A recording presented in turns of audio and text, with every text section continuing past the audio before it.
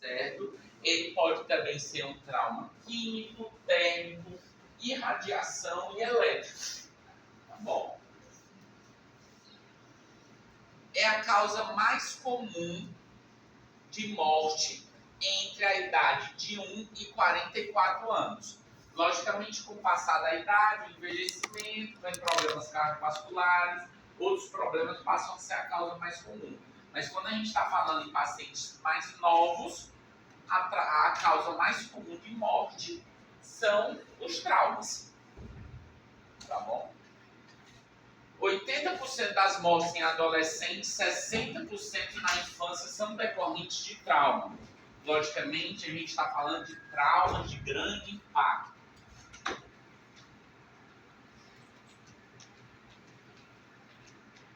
O trauma facial é extremamente grave para o paciente. Por que é que eu digo que, como todo trauma é grave, mas por que é que eu digo que o trauma facial é extremamente grave? Além de trazer as repercussões advindas do trauma, propriamente dito, o risco à vida por uma obstrução de via aérea, tá certo? O trauma facial, quando ele não leva a uma fatalidade, ele pode trazer uma série de repercussões sociais para aquele paciente, porque a gente sabe que o nosso rosto é nosso cartão de visita, tá certo? É nosso cartão de visita. Uma coisa que eu falo muito quando eu falo sobre traumatologia é que o trauma, a magnitude do trauma, limita o resultado. Você pode ser o melhor cirurgião do mundo, tá certo? Dependendo do nível do trauma, você não tem como prometer para o seu paciente que ele vai voltar a ser exatamente o que era antes. A gente sabe que durante o processo de cicatrização, o tecido não é a mesma coisa. O tecido que foi um tecido, podemos dizer assim, íntegro, não é a mesma coisa do tecido que sofreu um trauma e cicatrizou. Tá certo? Não é a mesma coisa. Então, assim, o trauma facial, além dos riscos, ele leva a repercussões socioemocionais muito evidentes. Porque, imagina, é melhor você ter uma cicatriz no braço ou uma cicatriz no meio do rosto? Se é de escolher, é melhor no braço, você veste uma camisa e você esconde. No rosto, não. No rosto, você não vai andar de máscara ou a vida toda. Entendeu? Pode determinar sequelas físicas, emocionais e ocupacionais. Eles podem ser isolados, tá certo? Ou eles podem estar... O trauma, como eu disse, ele não é previsível. Um acidente de carro, um acidente de moto, tá certo? Onde o para-choque da moto é a testa do paciente, tá certo? Ele não é previsível. Você não pode isolar o trauma de face do restante dos traumas do corpo, trauma abdominal, trauma imenso, trauma torácico, tá bom? Então, traumatologia, a nossa parte, ela se permeia um pouco com, enfim, a parte médica, por assim falando. Pessoal, eu vou mostrar aqui um caso, tá certo? Da época da minha residência, tá bom? Não é o foco dessa aula, como eu disse, a nossa aula ela não é sobre traumas faciais, ela é sobre trauma dentoalveolar. Mas por que é que eu gosto de mostrar esse caso? Para vocês notarem o quanto a magnitude do trauma pode ser devastadora e o quanto nós, como cirurgiões dentistas, temos que ter conhecimento para poder tratar esse tipo de trauma. Só dando uma introdução sobre o trauma. Paciente, tá certo, nova, eu acho que na época ela devia ter uns 23 anos. Ela sofreu um acidente onde o rosto dela foi pego pelo caminhão. Ela colocou o rosto do lado de fora do carro e um ônibus pegou, bateu no rosto dela. A paciente foi encaminhada para um hospital no interior do estado, tá certo? Nesse hospital foram feitos os primeiros atendimentos Mas como no hospital não tinha neurocirurgião e ela precisava de uma avaliação neurológica, ela foi encaminhada para a capital, no hospital que eu fazia residência. Quando ela chegou no hospital, ela chegou já traqueostomizada, então ela não falava por causa do traqueóstomo, mas ela chegou consciente e orientada. Você perguntava, ela respondia. Ela só não falava por causa da traqueostomia. Tá bom? Bom dia. Então ela só não falava por causa da traqueostomia. De imediato, assim que ela chegou, ela foi avaliada pela neurocirurgia e a neurocirurgia deu alta de imediato. Ela não tinha nenhuma lesão neurológica. As lesões dela eram todas na face. Tá bom? E nesse momento do vídeo, logicamente ela já está anestesiada. Mas nesse momento não foi feita nenhuma incisão. Tudo que vocês vão ver, é em decorrência do trauma que ela sofreu.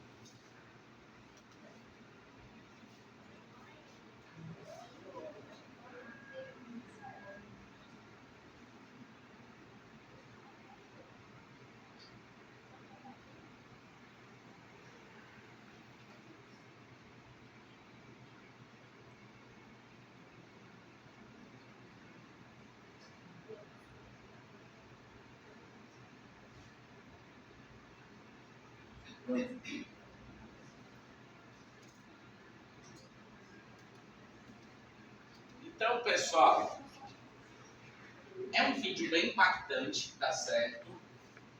Mostra que ninguém coloca o seu rosto para fora do carro mais, tá bom?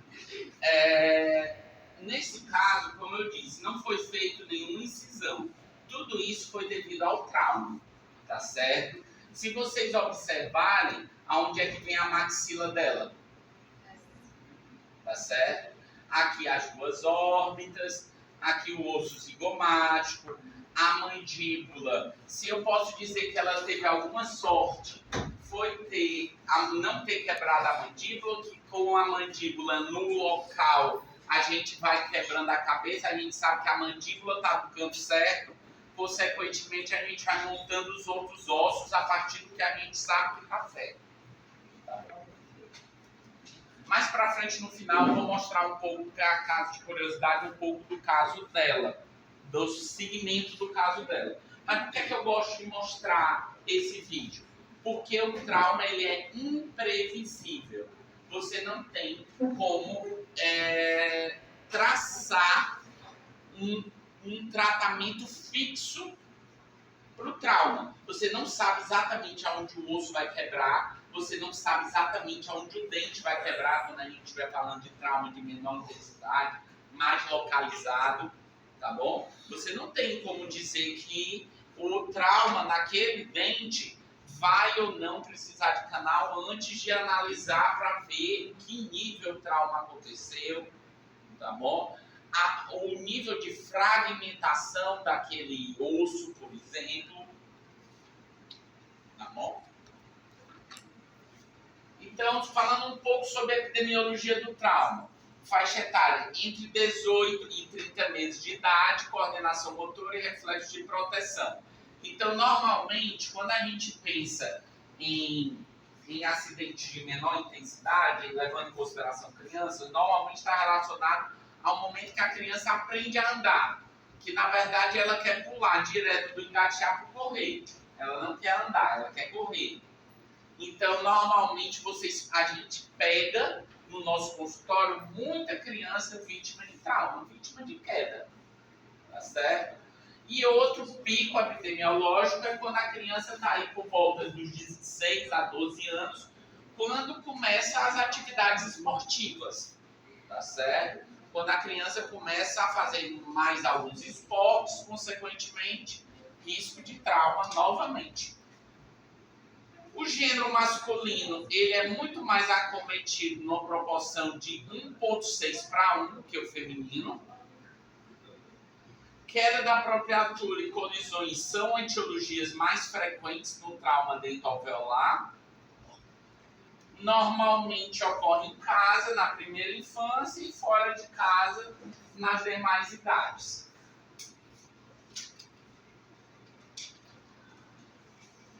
Na dentição decídua, a prevalência maior é de injúrias de luxação. Já na dentição permanente, a prevalência maior é fraturas. Alguém teria alguma justificativa para isso?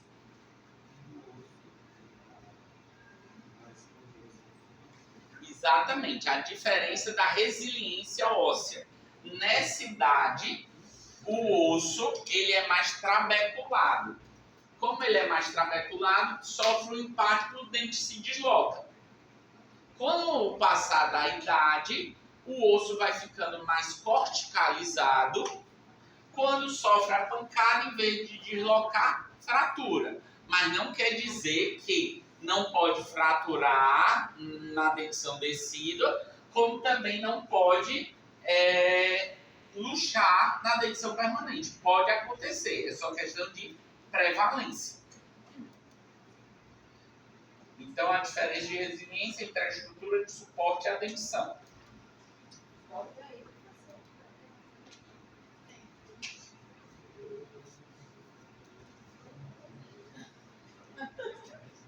Então, pessoal, quando a gente pensa no exame de um paciente traumatizado, tá certo? Que sofreu um trauma, tá bom? O exame diagnóstico, primeira coisa que você tem que fazer é controle de ansiedade. Quando você está tratando com um adulto, é mais tranquilo você tentar acalmar o paciente para que você consiga fazer o procedimento com tranquilidade.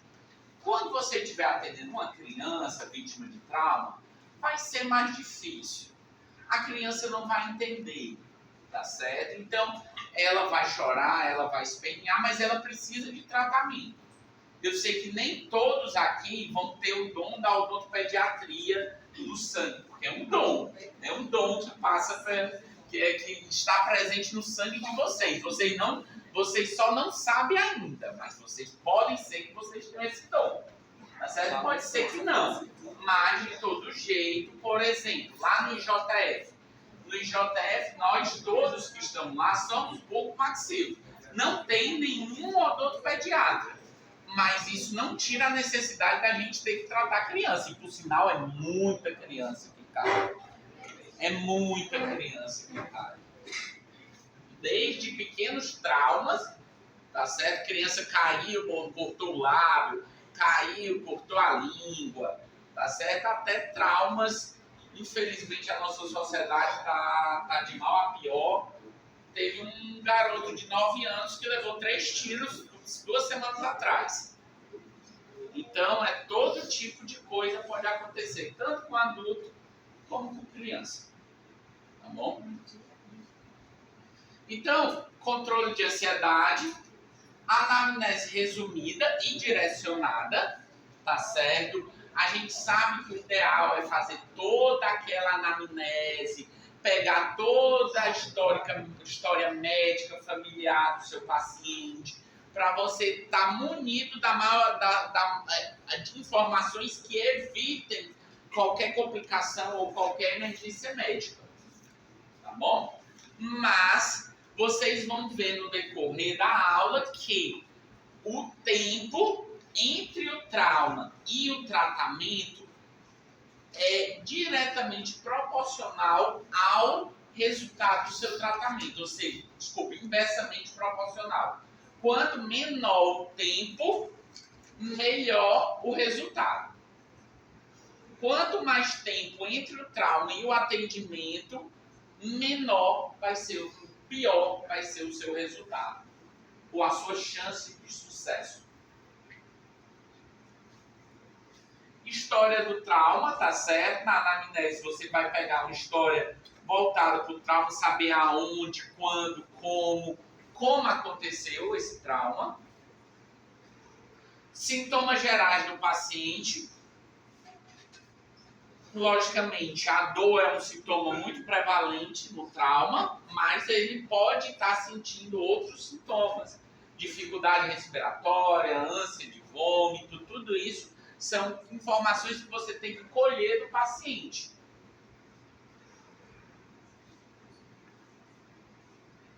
Exame físico, limpeza da área afetada, aqui a gente vai falar mais detalhadamente.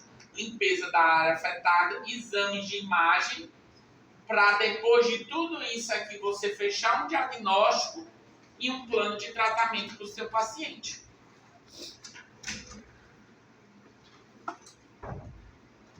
Então, pessoal, como a gente vai falar, como a gente falou, história do trauma. Quando é a informação principal, é uma das informações principais. Por quê? Porque você precisa saber se o trauma foi há 10 minutos, há 2 horas, há 3 dias. Quando foi que aconteceu? O quando muda completamente a conduta referente a determinados tipos de trauma. Se o trauma foi há 20 minutos, seu tratamento vai ser um. Se o trauma foi há 2 dias, o seu tratamento é outro completamente diferente. Tá bom? Onde? Tá certo? Como aconteceu? Onde? Como?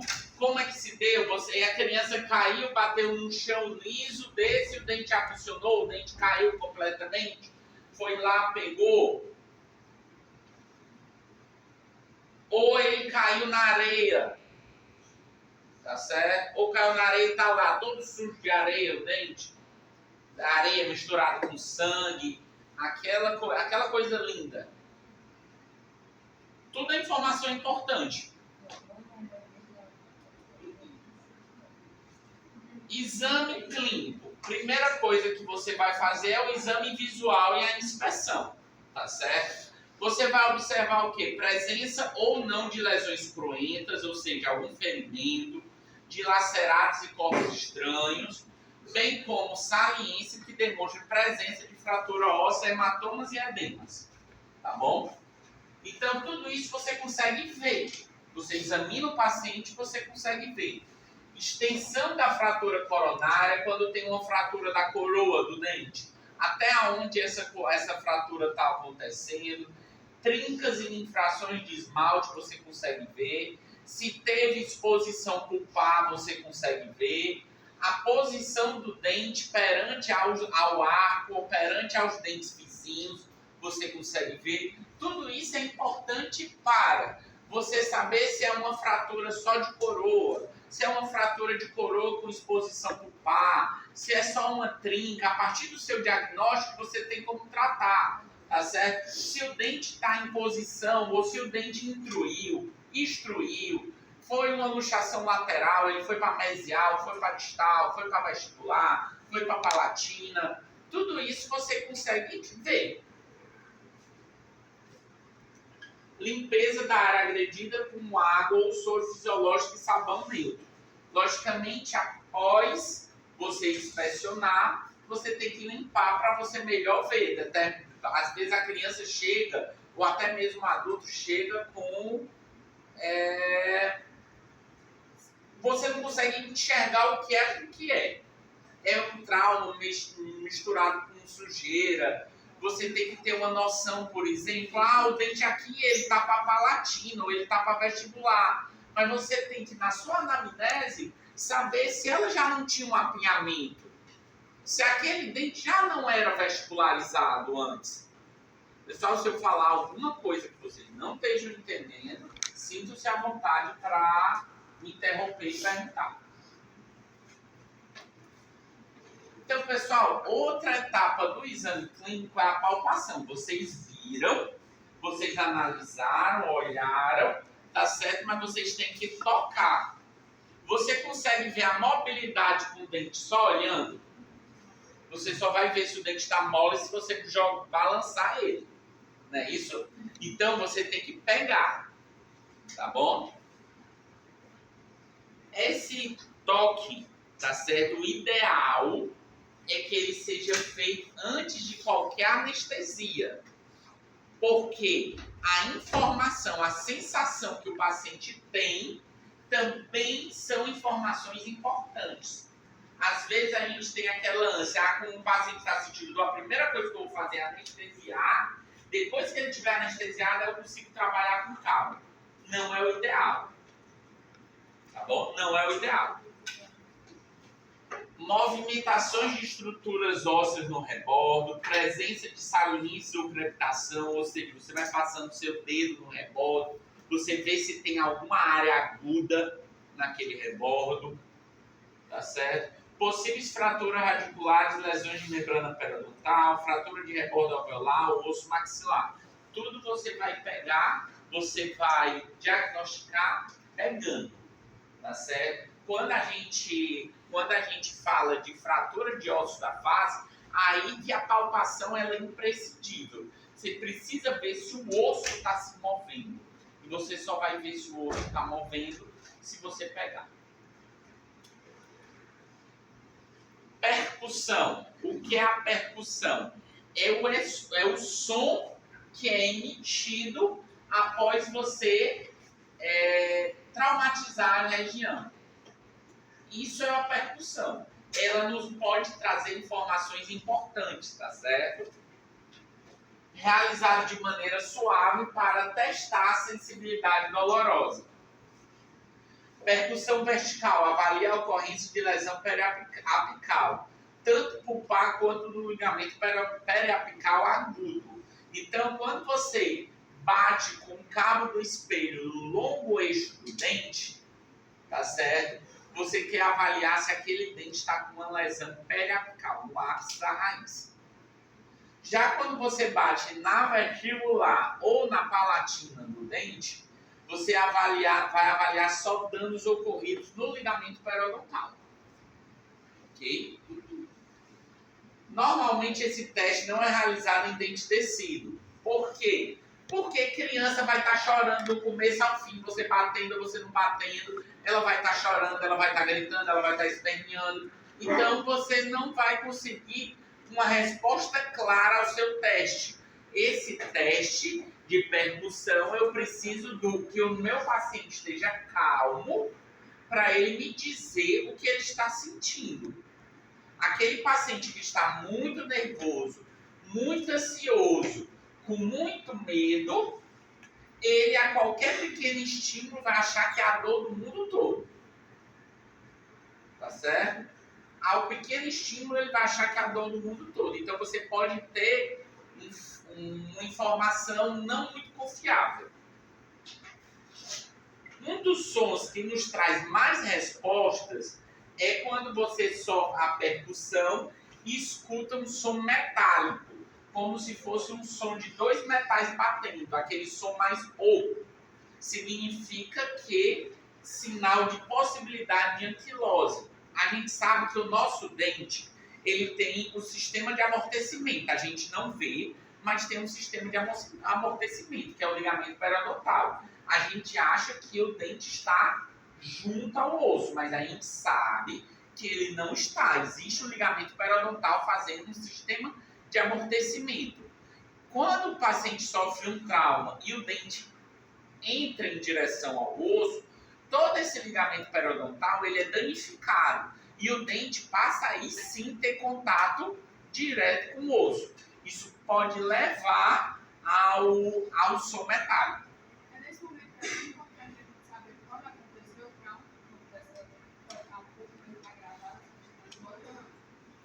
esse em outros momentos. Agora, a gente vai ver no decorrer da aula que, como eu falei, dependendo do tempo, o tratamento pode ser diferente. E dependendo do tempo que passou, pode nem ter mais tratamento para aquele dente. Tá certo? Pode nem ter mais tratamento para aquele dente. Teste de avaliação pulpar. Ele pode não ser preciso no momento do trauma. Podemos dizer assim, no primeiro exame, no exame inicial do paciente, ele pode não ser preciso. Mas ele é importante ser registrado até para comparações futuras. Não quer dizer que naquele primeiro momento você fez o teste de vitalidade e ele deu negativo. Não quer dizer que o dente está necrosado e que necessariamente vai fazer canal, mas quer dizer que é importante 15 dias depois você fazer um novo teste para ver se realmente o dente está necrosado. E aí sim, tratar ou não tratar o canal. O que é que acontece muito? O paciente levou uma queda, quebrou o dente, mas a nível só coronário, sem exposição pulpar. Você vai lá, faz a restauração, não faz o teste de vitalidade e depois o paciente volta com abscesso ou volta com uma fístula. Por quê? Porque ele teve uma necrose asséptica do canal. O que é isso? O canal não necrosou porque a cárie ou a fratura cortou a região da polpa, mas porque teve um trauma e o trauma rompeu o suprimento vascular daquele dente. Consequentemente, o dente necrosou por falta de suprimento vascular. Ok? É o que a gente chama de necrose asséptica. Ou seja, não tinha uma cárie necessariamente levando a necrose dessa polpa, que é o mais comum. Mas pode acontecer uma necrose só devido ao trauma. Por isso o teste de vitalidade de avaliação pulpar é importante.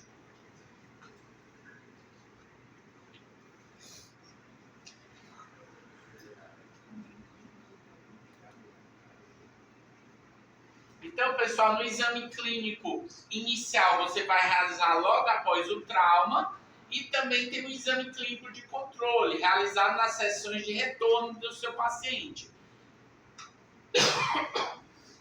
Quando você atender um paciente vítima de trauma, explique a ele que o tratamento ele não é pontual, por mais que muita coisa você consiga resolver na sessão inicial, que logo depois ao trauma, ele precisa de acompanhamento, porque acabei de exemplificar, o dente ele pode estar bom, você restaurou, mas ele pode vir a necrosar. Então, é importante vocês terem o controle desse paciente, fazer os acompanhamentos desse paciente, tá bom? Então, no exame inicial, você vai olhar se teve exposição dentária ou pulpar, se o dente tem mobilidade ou não, se houve um deslocamento do dente em relação à posição inicial dele e em relação ao arco. Tudo isso você vai avaliar no seu exame inicial.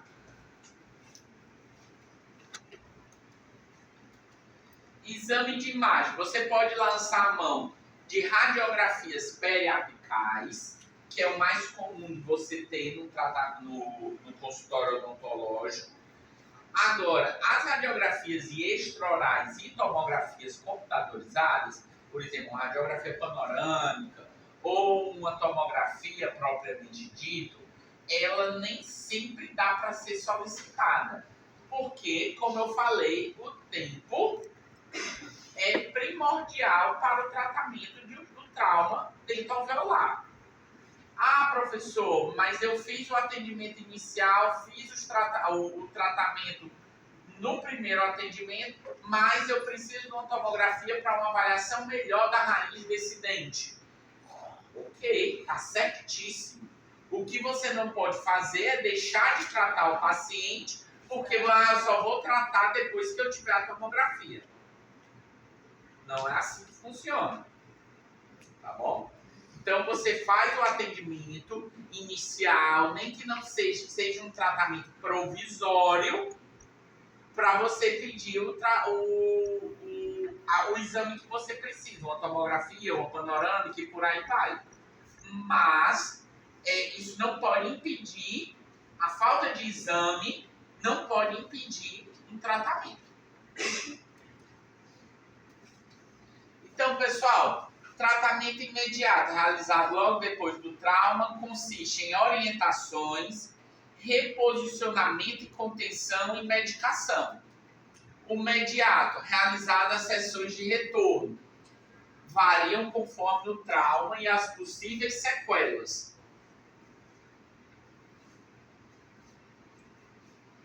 Então, pessoal, você tem lá aquele dente se deslocou, o ideal é você, no atendimento, no tratamento imediato, reposicionar e fazer uma contenção, uma splintagem desse dente. Ok?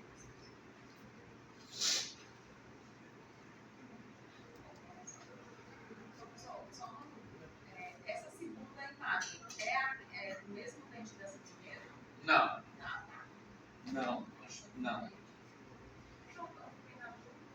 Não, aqui é uma avulsão. Aqui provavelmente ele teve uma luxação intrusiva.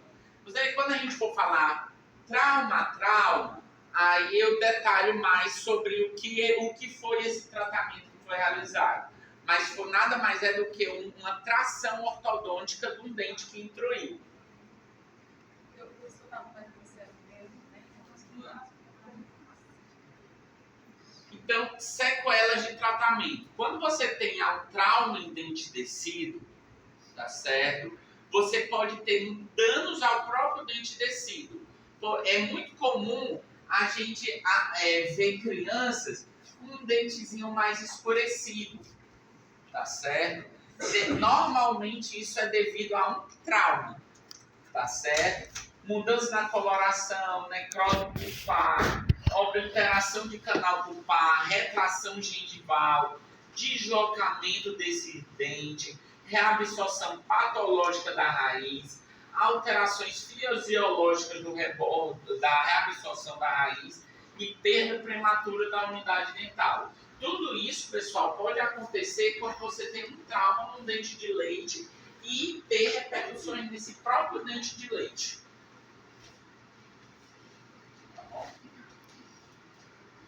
E pior do que isso é você ter um trauma no dente de leite e vir a ter repercussões no dente permanente. Tá bom? Vir a ter repercussões no dente permanente. Então, normalmente isso se dá devido a injúrias intrusivas. O que é isso? O dente entrou, o dente descido entrou em direção ao germe do dente permanente, traumatizando o germe do dente permanente. Podem ser achados tanto na porção coronária como na radicular, alterações estruturais, hipoplasia de esmalte, dilaceração tanto da coroa como da raiz e descoloração branca, amarela e marrom. Tudo isso pode ser em detrimento a um trauma em dente descido que levou a um trauma em dente permanente.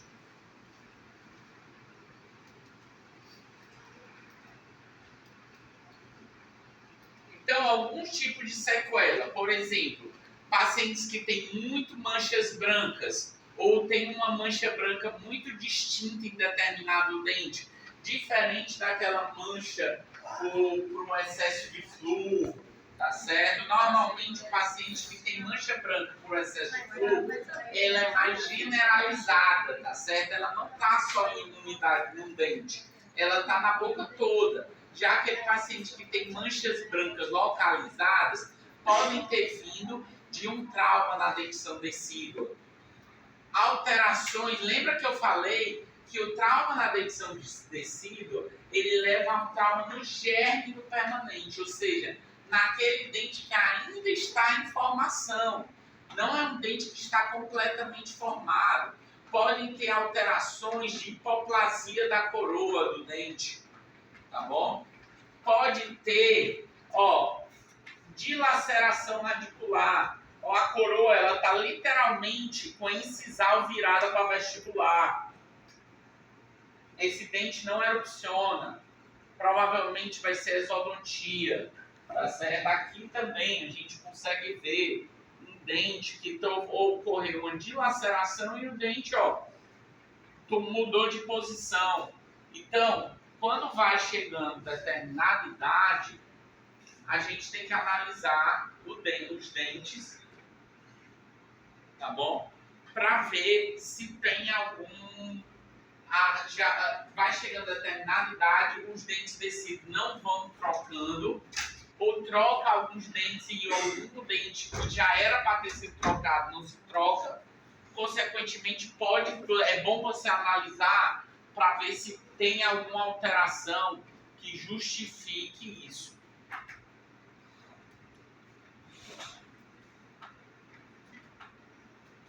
Então, pessoal, quando a gente sofre um trauma, uma injúria, a gente pode classificar em diagnósticos 3 grupos maiores de diagnóstico.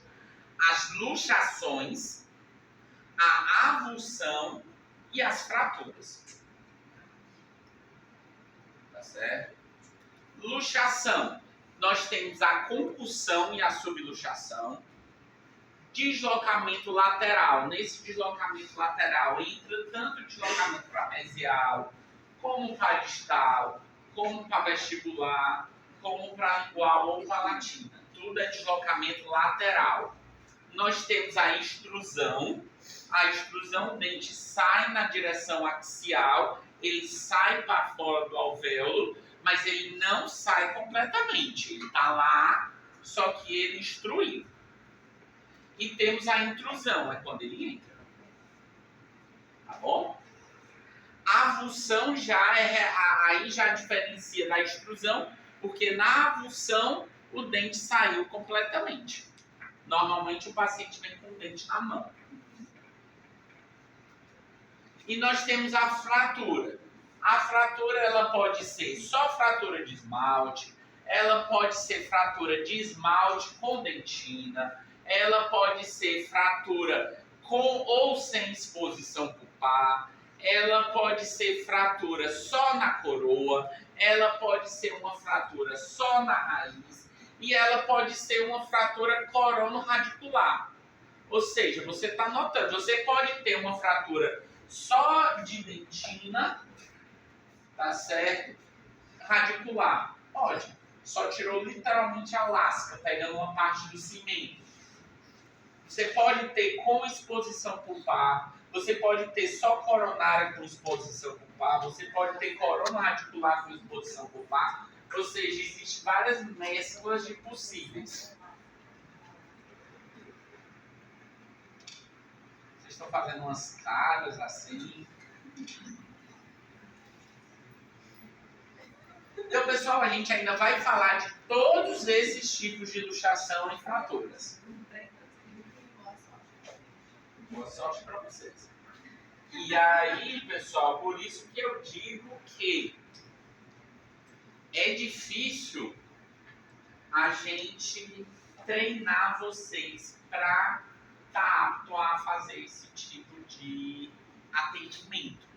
Por isso que é tão importante vocês terem a bagagem teórica desse tipo de conteúdo. Porque a prática vocês vão aprender sozinho no consultório de vocês, tá certo? Na raça. Se vocês não tiverem conhecimento teórico, tá certo? Vocês não vão conseguir atender. Também se não tiver calma, não vai cair. Não, calma, logicamente. Você tem que ter confiança no profissional que você é, das suas capacidades e fazer seu atendimento. Mas se você não tiver o conhecimento teórico, você nunca tratou isso. Eu na hora colocando assim no A senhora se incomoda de eu ficar ouvindo, porque eu gosto para me acalmar. É como já tá. natural.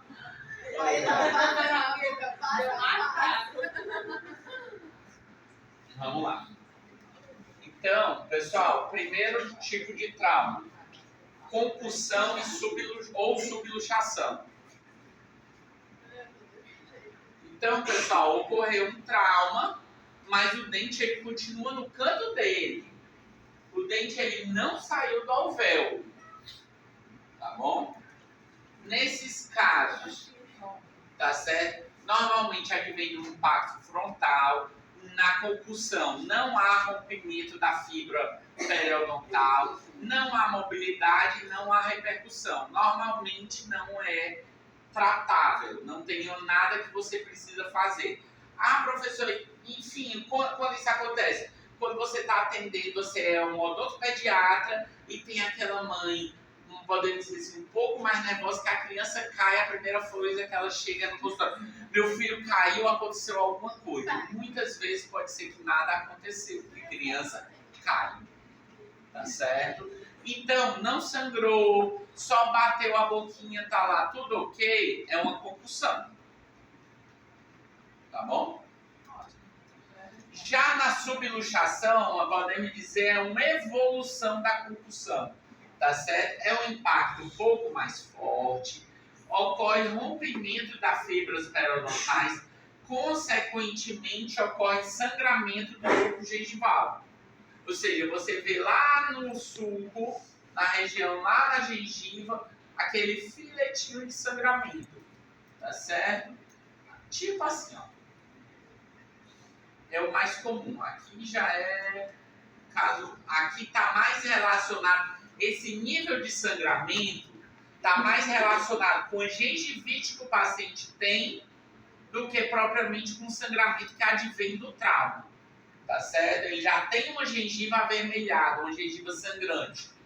Tá certo? Aí traumatiza, vai sangrar muito mais. Eu sei que a maior parte dos traumas que são atendidos em hospitais são traumas advindos de acidentes, certo? Acidentes automobilísticos, certo?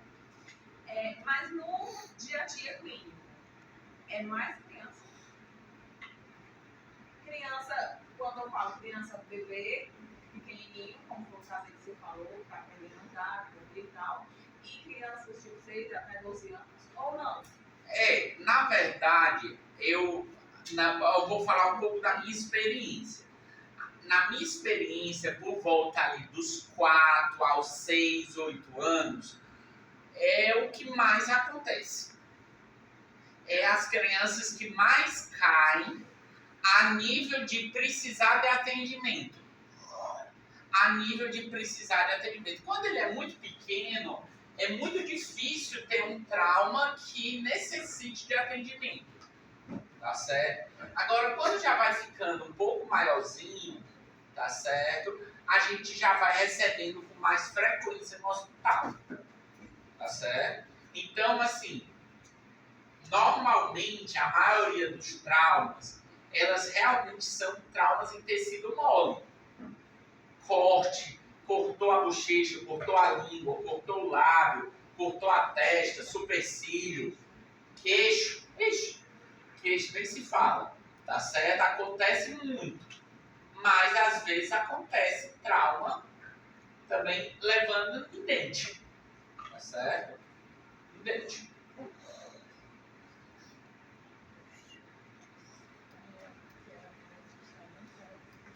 Então, pessoal, na subluxação, ó, o dente ele pode ter uma discreta mobilidade, mas sem deslocamento, ou seja, o dente continua dentro do alvéolo. Se a mobilidade for pequena, o tratamento preconizado, tá certo? É só tirar o dente de oclusão, fazer um desgaste seletivo, tirar o dente de oclusão, tempo. Se a mobilidade, você achar que já está com uma mobilidade considerável, aí você pode fazer uma esplintagem. Normalmente não é preciso. Normalmente você tira o dente de oclusão e deixa a criança ou o adulto em uma dieta líquida pastosa. Nada de mastigar. A contenção.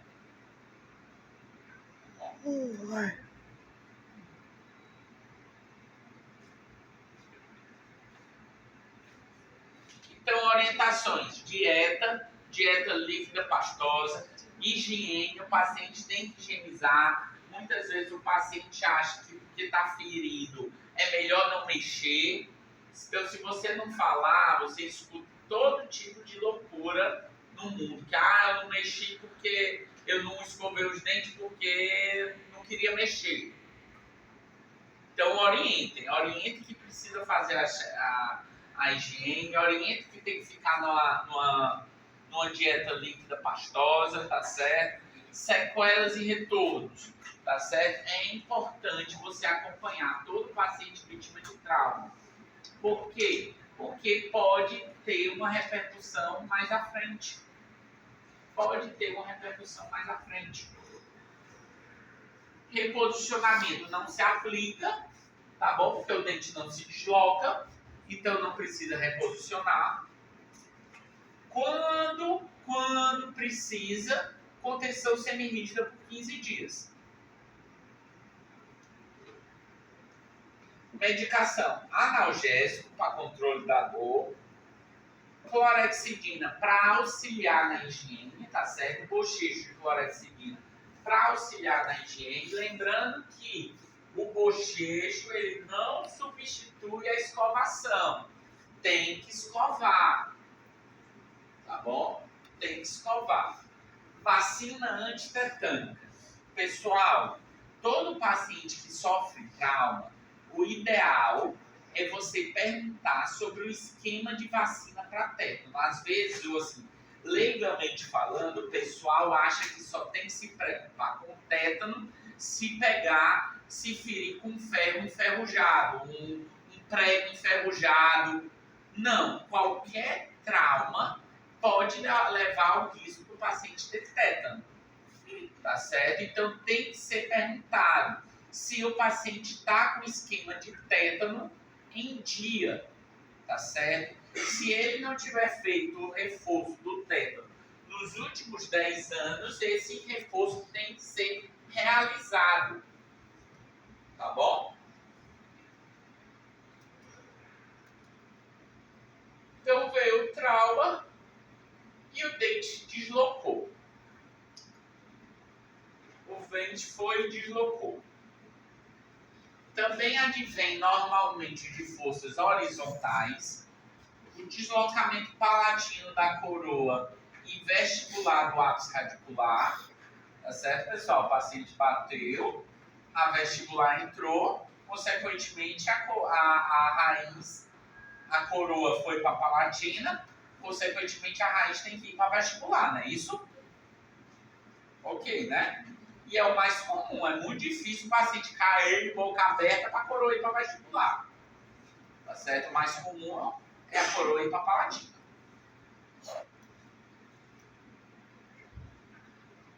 A gente tem a impressão, pessoal, porque o dente se deslocou, necessariamente ele vai ter mobilidade. Mas isso pode acontecer ou pode não acontecer. Pode ter, por exemplo, como mostra a imagem, uma impactação óssea. Fraturou a vestibular, o osso vestibular, e esse osso impactou a raiz. Então, por mais que ele tenha se deslocado, ele não tem mobilidade. Isso pode acontecer. Não é porque deslocou que necessariamente vai ter mobilidade. Ok?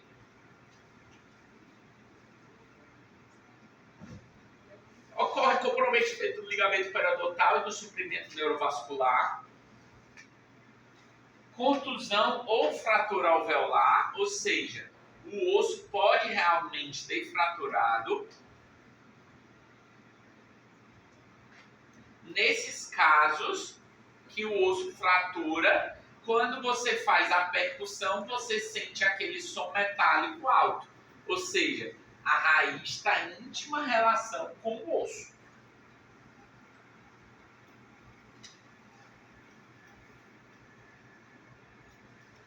Às vezes, quando ocorre, às vezes pode acontecer dessa mucosa ela romper, tá certo? Ela romper. A raiz foi, quebrou o osso e cortou a mucosa. Se esse corte realmente aconteceu, essa lesão tem que ser suturada, tá certo? Radiograficamente, o dente aparece alongado e o espaço radiograficamente aparece alongado o dente e o espaço radiolúcido no alvéolo. Aqui, ó.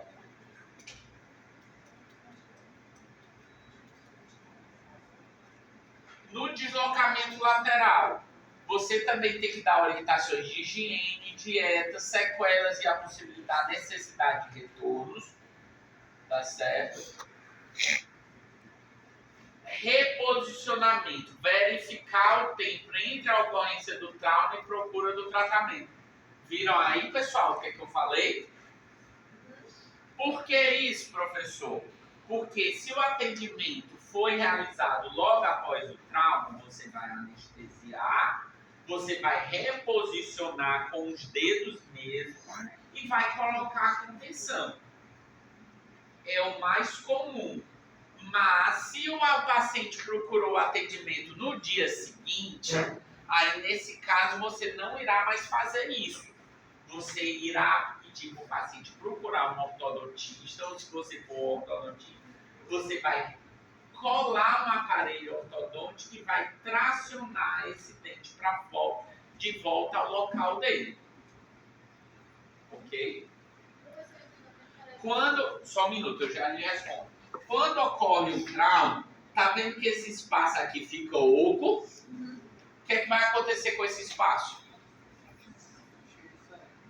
Encher de sangue. Depois o sangue vai sofrer todo aquele processo de cicatrização. Vai então ocorrer depósito de fibrina, fibroblastos, que vão depois dar origem aos osteoblastos, e isso vai osso.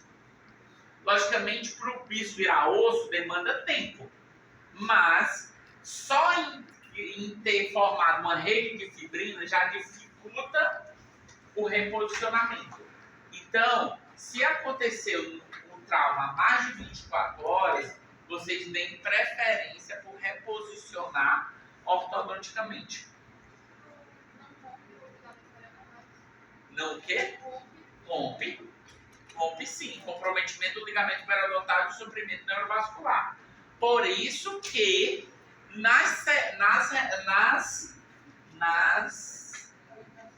sessões de retorno é importante o paciente vir. Porque é que você vai ter que fazer o quê no retorno?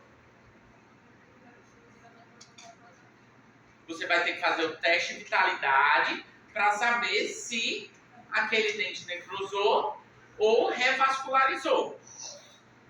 Tá certo?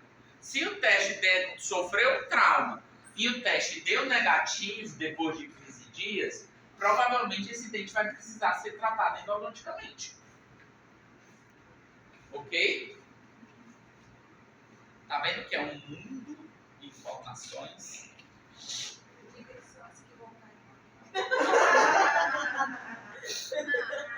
Não, professor, mas Diga assim, não precisa ter um mundo não, mas diga mesmo as duas obesidades. Endodontia. Contenção. Semi-rígida por 15 dias, tá certo? Medicação analgésico para dor, clorexidina para auxiliar na higiene, anti-inflamatórios, esquema de vacina antitetânica, caso o paciente não tenha o esquema de vacina antitetânica em dia. Próximo trauma. Luxação extrusiva. Tá certo? Na luxação extrusiva, o dente ele sai do alvéolo. Normalmente advém de forças oblíquas. Clinicamente, a diferença da altura entre as bordas incisais do dente vizinho. Pessoal, na maioria das vezes, sim, quando você está atendendo aquele paciente adulto já, ótimo. Mas vocês têm que observar, por exemplo, professor, tem um dente que a criança está ali na fase dos 7 anos, tem um dente maior do que o outro. Pode ser necessariamente que ainda um esteja em processo de erupção e o